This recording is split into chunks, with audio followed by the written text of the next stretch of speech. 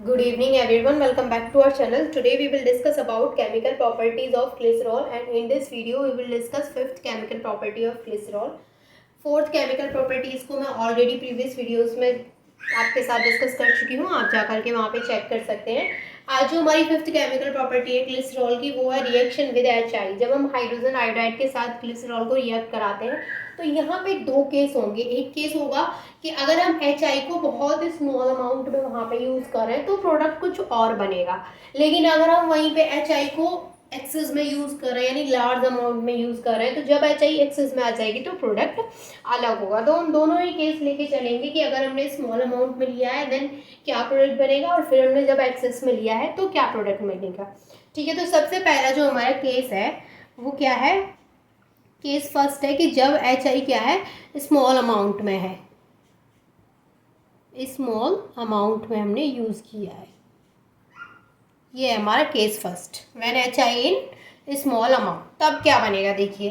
तो सबसे पहले हम क्या करेंगे, ग्लिसरॉल का स्ट्रक्चर बनाएंगे क्योंकि ग्लिसरॉल के साथ रिएक्शन करानी है। तो ये होता है हमारा ग्लिसरॉल का स्ट्रक्चर। अब ग्लिसरॉल के साथ जब हम रिएक्ट कराएंगे तो यहाँ पर हम 3 मोल्स यूज़ करेंगे HI के, और रिएक्शन को हम हीट करेंगे। ये ग्लिसरॉल है, उसको हम रिएक्ट करा रहे हैं HI के साथ, तो 3 मोल्स यूज़ करेंगे और हम रिएक्शन को हीट करेंगे। तो यहाँ पर क्या होगा, ये तीनों जो यहाँ से OH है वो तीनों OH इन 3 हाइड्रोजन के साथ बाहर निकल जाएंगे। किसकी फॉर्म में निकलेंगे आप देखिए, 3 हाइड्रोजन ये, 3 हाइड्रोजन ये, तो मैं ऐसे लिख दूँ H2 और 3 ऑक्सीजन यहाँ पर है, ये हमारे पास 3 ऑक्सीजन। तो अब ये पता है हमें कि 3 हाइड्रोजन यहाँ से और 3 हाइड्रोजन यहाँ से, तो टोटल हाइड्रोजन कितने होगा 6। तो मैं यहाँ पे 3 लगा दूँ, 3 2 सा 6, तो 6 हाइड्रोजन और ऑक्सीजन कितने हैं 3, तो 3 ऑक्सीजन हो गई है। तो यहाँ से 3 वाटर के मॉलिक्यूल की फॉर्म में यहाँ से OH इन 3 हाइड्रोजन के साथ यहाँ से निकल गए in the form of water. ठीक है, तो यहाँ पे 3 वाटर के मॉलिक्यूल बाहर निकलेंगे रिएक्शन से, और यहाँ पे हमें क्या मिलेगा, CH2। OH की जगह पे क्या मिलेगा, आयोडीन। यहाँ भी CHI, यहाँ भी CH2I। ये जो हमें यहाँ पे प्रोडक्ट मिला है इसका नाम क्या है, इसका नाम है ग्लिसराइल ट्राई आयोडाइड। क्योंकि यहाँ पे 3 आयोडीन लगे तो इसका नाम क्या है, ये है हमारा ग्लिसरॉल। और ये जो हमें मिला है ये glyceryl try iodide which is very unstable. ये है ग्लिसराइल ट्राई आयोडाइड। ये यहाँ पे जो ग्लिसराइल ट्राई आयोडाइड मिला है ये बहुत ज़्यादा अनस्टेबल है, जो कि मैंने अभी आपको बताया कि ये बहुत अनस्टेबल है। और जब ये अनस्टेबल है तो ये यहाँ पे ऐसे तो रुका नहीं रहेगा, ये प्रोडक्ट फिर से कन्वर्ट होगा। फिर से किस में कन्वर्ट होगा, क्योंकि अब ये अनस्टेबल है तो अपने आप को स्टेबल करना चाहेगा। लेकिन ये स्टेबल कैसे होगा कि जब यहाँ से 2 आई रिलीज हो जाएंगे, मतलब 2 आई को अगर ये यहाँ से रिमूव कर देगा तो ये यहाँ पे क्या हो जाएगा, ये स्टेबल हो जाएगा। तो मान के चलिए इसने ये वाले 2 आई यहाँ से रिमूव कर दिए तो इन दोनों के बीच में क्या आ जाएगा, डबल बॉन्ड आ जाएगा। ठीक है, तो यहाँ से जब इस 2 आई को ये ऐसे रिमूव कर देगा तो यहाँ पे CH2, यहाँ पे आ जाएगा डबल बॉन्ड CH, यहाँ पे CH2I। ये वाला जो I है वो एज इट इज़ रहेगा।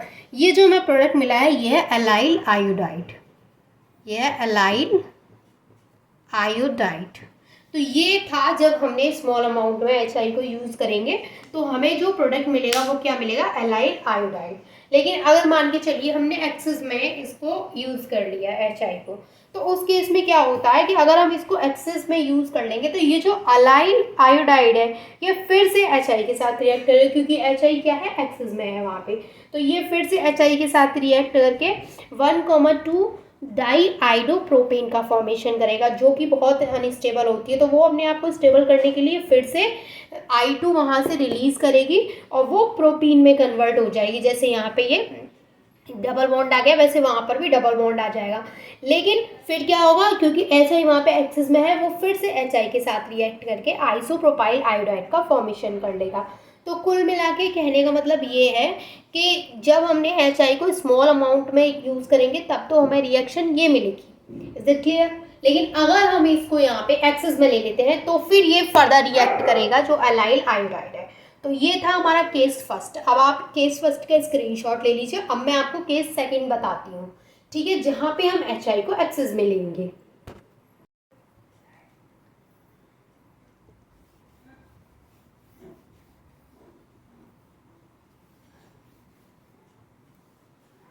अब हम एच आई को क्या लेंगे, एक्सिस में लेंगे। तो ये है हमारा केस सेकेंड।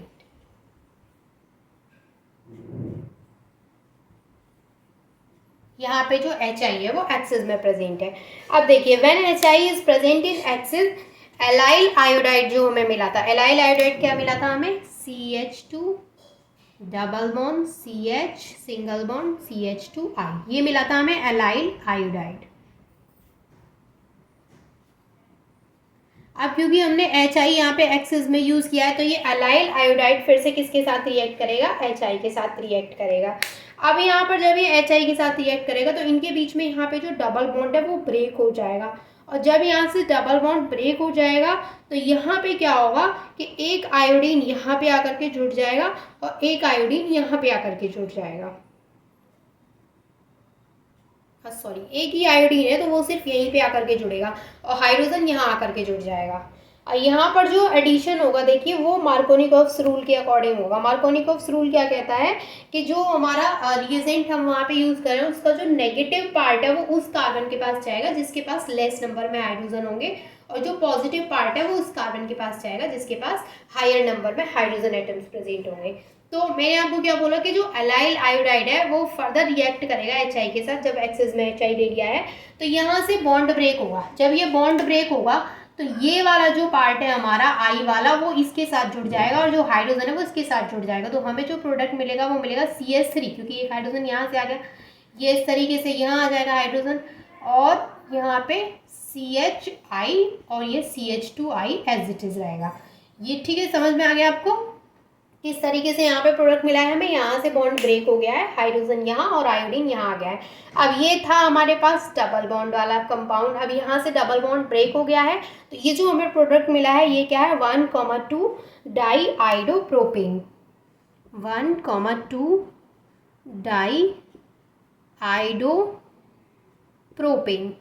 अब देखिए यहाँ पर ये जो हमें 1,2 डाई आइडो प्रोपेन मिला है ये भी अनस्टेबल है, तो ये भी अपने आप को स्टेबल करना चाहेगा। अब ये स्टेबल कैसे होगा, जब ये यहाँ से I2 को रिलीज कर देगा।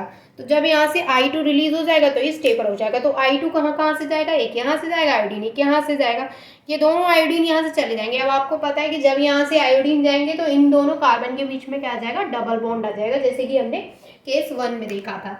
तो अभी जब यहाँ से CH3 एज इट इज रहेगा, ये CH एक आयोडीन यहाँ से निकल गया, एक आयोडीन यहाँ से निकल गया, तो इन दोनों के बीच में क्या आ गया, डबल बॉन्ड। तो ये हो गया CH डबल बॉन्ड CH2।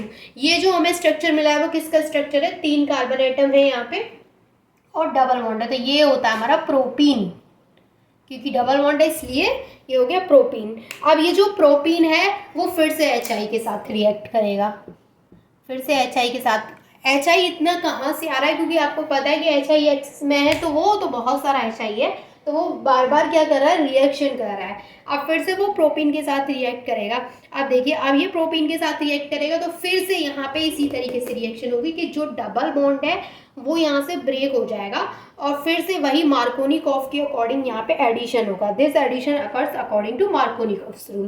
तो यहाँ पे क्या होगा कि negative part of the reagent goes with that carbon atom जिसके पास लेस नंबर में हाइड्रोजन है, एंड पॉजिटिव पार्ट जो होगा वो उस कार्बन के पास जाएगा जिसके पास ज़्यादा नंबर में हाइड्रोजन एटम है। तो यहाँ पर जब ये बॉन्ड ब्रेक हो जाएगा तो हमें इस तरीके से प्रोडक्ट मिलेगा, ये CH3 एज इट इज होगा, ये CH है। अब आयोडीन इसके साथ आकर के जुड़ेगा, नेगेटिव पार्ट है क्योंकि ये, और CH3 ये CH3 हो जाएगा क्योंकि जो हाइड्रोजन है वो इसके पास आ जाएगा। तो ये जो हमें प्रोडक्ट मिला है ये है आइसोप्रोपाइल आयोडाइड, आइसोप्रोपाइल आयोडाइड। समझ में आ गया आपको क्या हुआ है, जब हमने HI को स्मॉल अमाउंट में यूज़ किया था तो हमें यहाँ पे एलाइल आयोडाइड तक हमारा फॉर्मेशन हो गया था, प्रोडक्ट हमें यहाँ पे मिल गया था, ठीक है। लेकिन फिर क्योंकि जब हमने एक्सिस में ले लिया तो वो फिर से HI के साथ रिएक्ट किया, तो मार्कोनिकॉफ के अकॉर्डिंग एक और चीज़ आप यहाँ पे लिख लीजिए, दिस एडिशन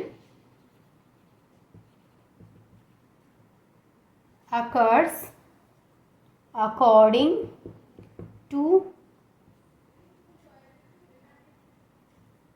Markovnikov's rule। ठीक है, ये इम्पॉर्टेंट लाइन है इसकी कि इसमें जो एडिशन हो रहा है वो मार्कोनिकोव रूल के अकॉर्डिंग होगा। और दो केस थे, दोनों केस मैंने आपको बता दिए, एक्सिस में है होगा और स्मॉल में होगा तो क्या प्रोडक्ट बनेगा। आई होप कि दोनों चीज़ें आपको अच्छे से क्लियर हो गई होंगी। अगर कोई भी डाउट है तो वो आप मुझसे कमेंट करके पूछ सकते हैं। And thank you so much for watching this video.